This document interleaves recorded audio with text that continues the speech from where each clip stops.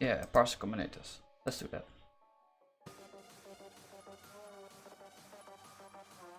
Get a feel for Haskell syntax. Then move on the exercise and start with the course optional. Oh, they have like a list of stuff we should follow first. Now we gotta do parser. Combinat too. Oh, how interesting. We just dive into parser, man. More parser. It seems completely fine. I don't know, if we run into troubles we can always go back to earlier courses. And I want to keep that open in another window. 23. Oh, look at that.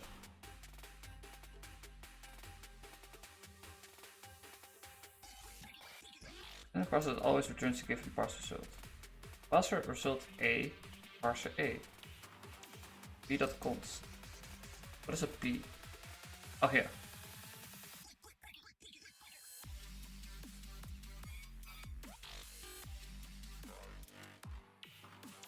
Right, so you get a parse result A and you put it in a parser.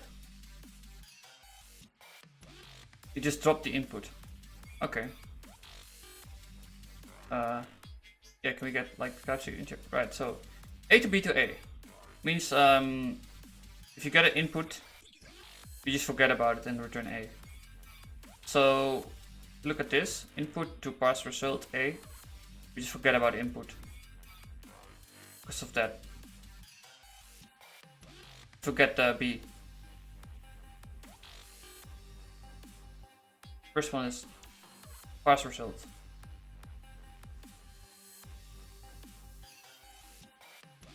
And we receive that parse result in here, which will be the A. And then we get a B, which is inside from the P. Input. And out comes the parse result. So we get a parse result and we just ignore the input. Nice. Returns a parser that succeeds with a character of an input or fails with an error if the input is empty. Okay. What is input then? Input is chars. Chars. What is chars? List of char.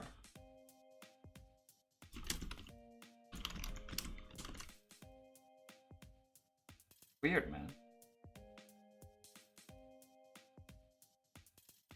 So this is like a custom string? Why would you do that?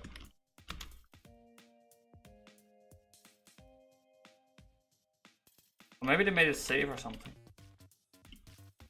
It's list.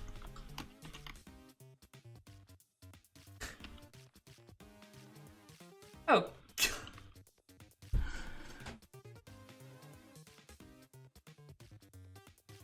I'm not sure how good this is. They're defining so much stuff on their own for some reason. Like, you shouldn't do this. You should use the standard library stuff. But let's implement this. It should be... well, it's a bit harder because they made that custom stuff, but we'll figure it out. Shouldn't be too hard, I think. So we just get an input here. And input is... let's see. Input is chars. So this is a list of characters, which is a string. In a parser that succeeds with a character of the input, with a character of the input, or fails, it's an error if the input is empty. Finish pattern match on this, right?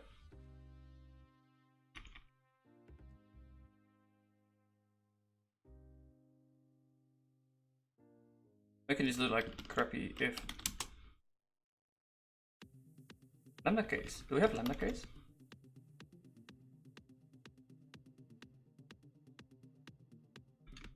Need lambda though.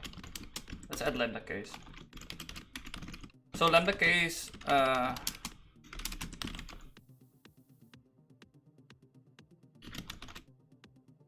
lambda case allows you to not have to specify the case, like the argument you're matching upon. Like it will be the first argument from a function.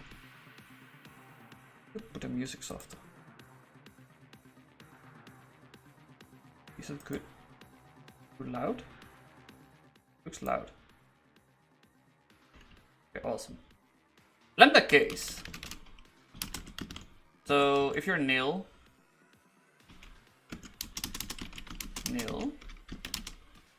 then we need to give it an error, they say.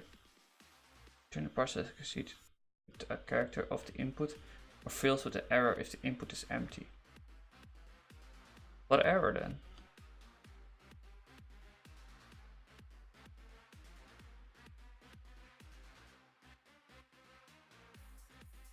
Just undefined? This looks weird. That's from the formatting probably. Maybe we should have done that.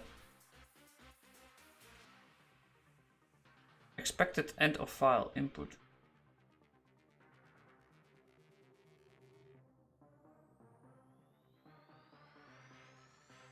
Maybe it's this error.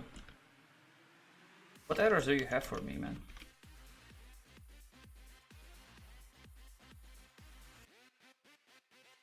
Which determine is a parse result error. Okay. And then we'll do like whatever. We'll just put a single one in there, right? Return a parser that succeeds with a character of the input or fails with an error if the input is just a single character. Can't I like recurse into it? Is a parser like monodal or something? Can I jam them together? That's what I mean. What's the data of parser? So parser. No, you're nothing. You're basically... You have no instances.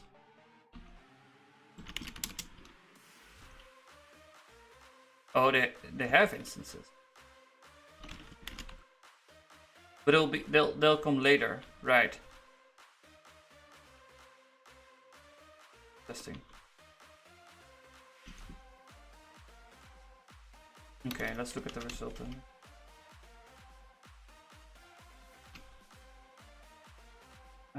Result input. Result input. I do like head, maybe. No, like head. How about that? Reload. Okay, no modules loaded. Reload. Like star. Reload everything, man.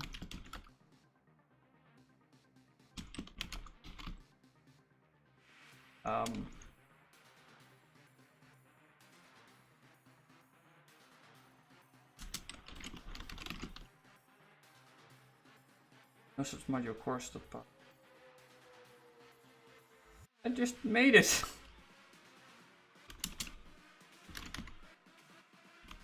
What did they say?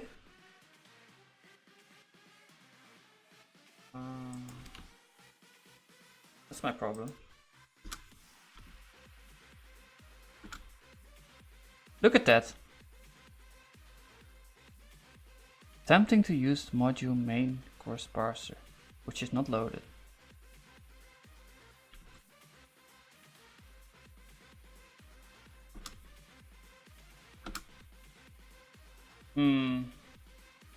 So this compiles? Like, I don't trust the GGI thing.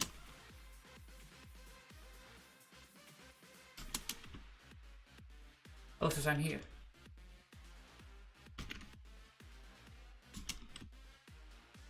Hi. Hi. Doen jullie? Is oké. Doei.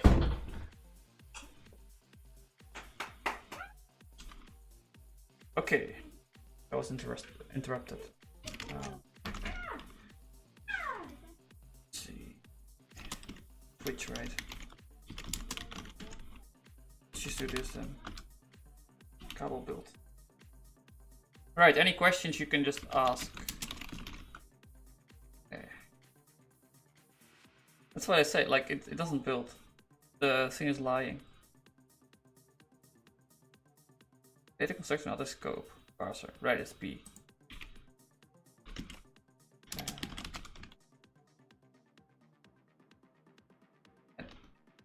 So we need to figure out how this custom cars thing is working.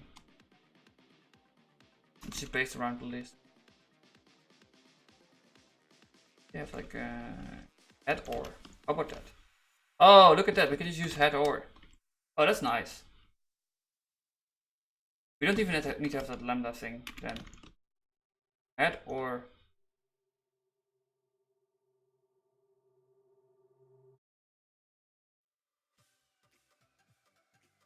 Still want to have the input though.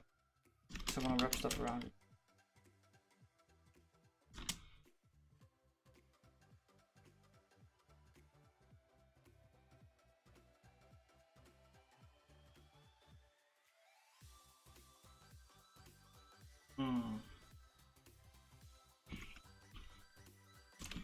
I still need to wrap it in the result though.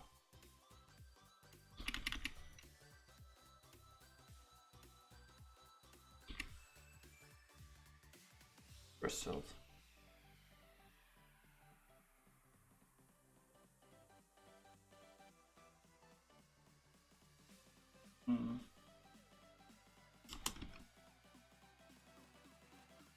No, it's not like this. Okay. Let's not use head or. I don't have head. Let's just go back to pattern matching then.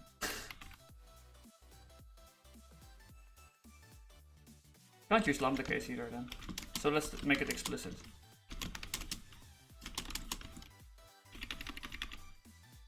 Yeah, like this.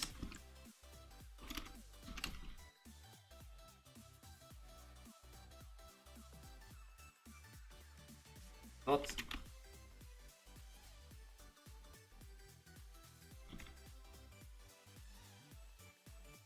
Result.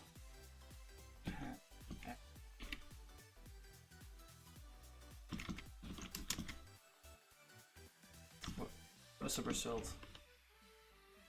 Try, man.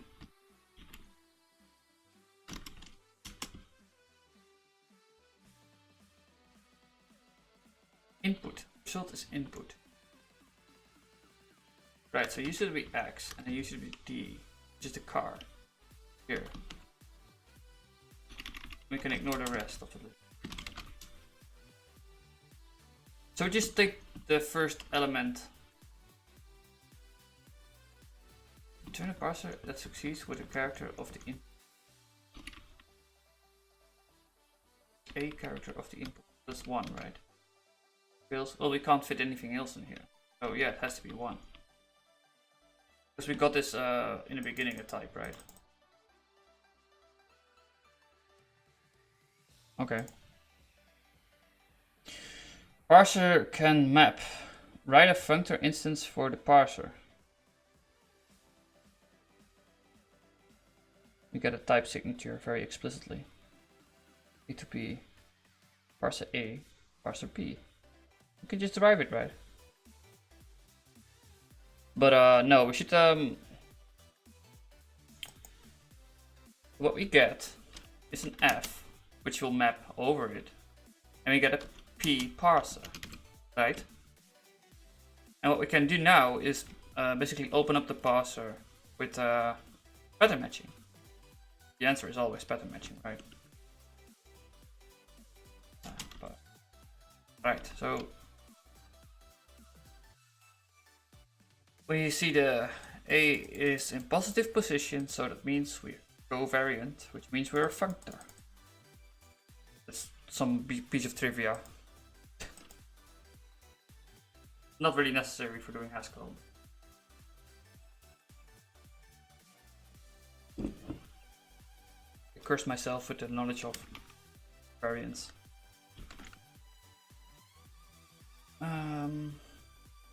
Alright, let's open up the parser then. P fun. And this is map function. This is fun, right? So there's a function inside the parser. Okay, so you may ask, how do you deal with the input, right? Because we can't access this immediately. It's in another level, basically. And there's a couple of ways of dealing with that. We can use fmap into it.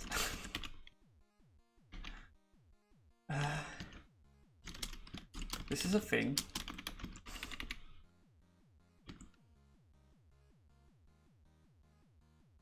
And now we have a pass result. And the reason for that is that we can look at the functor instance. Functor Haskell.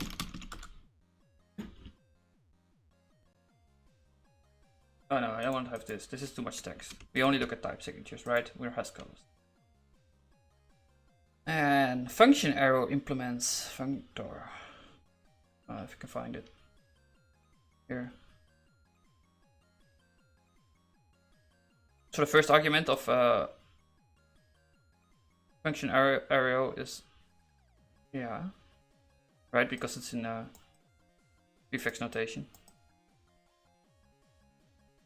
Which means we can map over the second one. Which is this then. So this will be the parser, or the pass result. And with that, I think we just map f. No. We also need to parse result in functor. Yeah, it is. Well, we're done, right?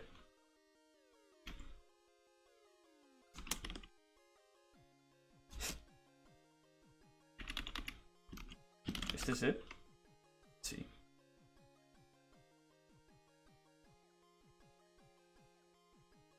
Oh, we need to put it in a function again. In another p.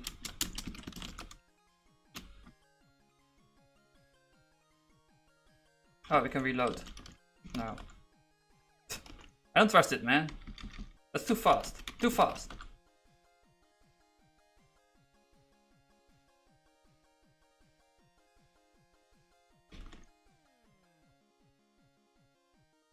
Maybe I lied. Doesn't want me to map inside fun. You don't like to have fun?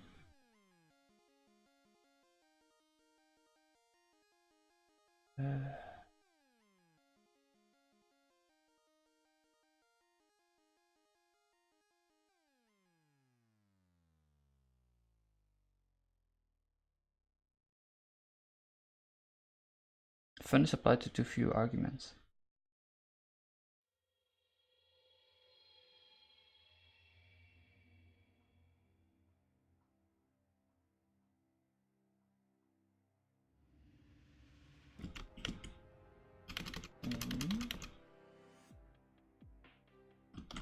You sure about that?